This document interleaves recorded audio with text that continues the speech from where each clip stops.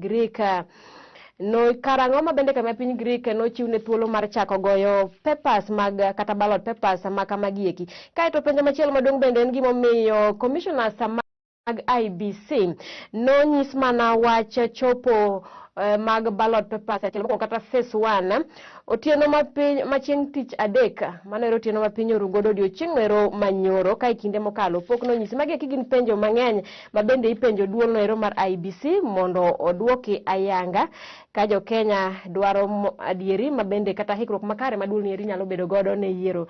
Kaeto kumachielo bende wan kod Boris Falls ma en Prime Minister ma piny UK Boris Johnson ma bende koro to osegweta kaluwore kod weche mamoko ma bende itene godo mano ero ni peja kata itoboke nieri mar ariyo the rise and fall of UK's Boris Johnson mano ero chung kanyakla kod lwar mar Prime Minister noero ma piny UK. Eite mai bende jokanyo ero mar Azimio la Umoja kotele kod ogai margi moluor Raila Odinga owacho ni en owuon okonyal dagi chopo e yiero. Boycott elections never, we are not cowards, vow Azimio flag bearer owacho ni en kod adieri ni riwruok mar Azimio la Umoja ma bende dhi yombo e yiero maduong' tarik 9 ma bende okonyal wuok oko e ng'wejno ero. Kumachielo ite machielo en bende ni Jalup Ker Ruto koro to nyiso wacho ni moluor Raila Odinga osefwenyo kata oseyango ni idhi yombe e kom ker kendo bende koro Ruto dwaro kata kwayo Raila mondo owuogo oko e ng'we laro kom ker ochiw thuolo ne jal machielo ma bende nyalo chung piem kode laro kom ker no ero. Ite ma iye koni bende wacho ni court throws out case seeking removal of DP Ruto from office. Domo malo bende koro wito oko bura manomaki mane dwaro mondo gol godo Jalup Ker e apis mare. Eite ma iye koni wan gi first batch of ballot papers arrives amid queries. Kaeto bende iwacho ni tielo mokwongo mag ballot papers osechopo e pacho kae odiochieng' manyoro ka bende nitiere penjo mathoth ma bende koro tenore kod wacha mar chopo mag ballot papers makamagieki. Chebukati dismisses Azimio allegations of plot to rig the elections.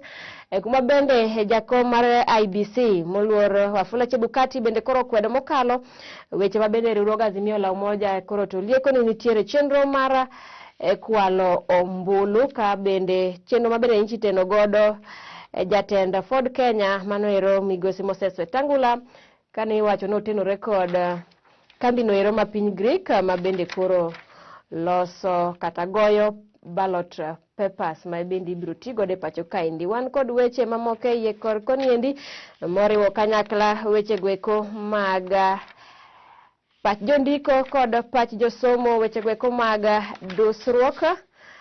Wan kod weche gweko mag agaja kanyakla kod sulwe manitiere kon kaeto wan kod weche gweko ma bende timore alwora counties ma wantiere. Inyalo ng'iyo county mari gino ero ma bende timore e county mari. Weche gweko matimore pinje ma oko kata piny ngima en wach mamipeka Indian good riddance world reacts as Johnson quits ma Indian wach mar Boris Johnson ma bende en Prime Minister ma piny UK ma koro to no okawo okang' mar gwetao weyo telo mare. Wan kod weche mamoko mag ohala ma bende nitiere ye kon yendi ma bende oyango kaka duol nero machoko usuru e pacho kaendi KRA koro to okalo nyaka target margi mag usuru ma bende ne giketo kod omenda maromo billions mathoth.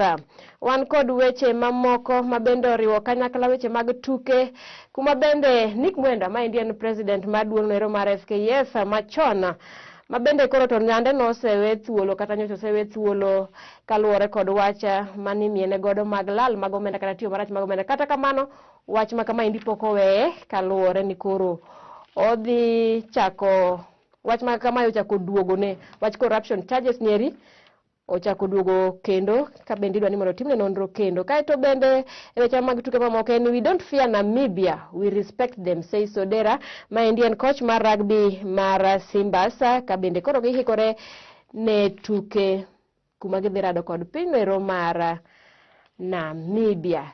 Kaeto tok itemo gik mar gazette mar Daily Nation en wach mar KRA spice push 17,000 tax evaders to pay 9 billion shillings. Maendi en omenda mathoth ma bende KRA oyudo bang' ka giseyuare kod jogo eko ma chulo osuru ma bende pok nochulo osuru, kaeto giwinjore kendo chulogi osuru manyalo romo bilion 9. Wach ma bende omiyo gikalo nyaka osuru ma bende onego bed ni target margi mar osuru ma bende onego bed ni gichoko. Oboke mar ariyo en oboke mar The Standard ma bende wantiere godo weche momi peke nyimo oboke ni eri ni IBC answers Raila duol noero mar IBC koro to duoko gai mar Azimio la Umoja moluor Raila Odinga ewi weche ma bende en godo ka IBC osingo biro timo yiero makare ma uyanga kendo maonge mibadhi moro amora kata matin. Raila koro wacho ni we only wanted to send a warning to IBC. Some people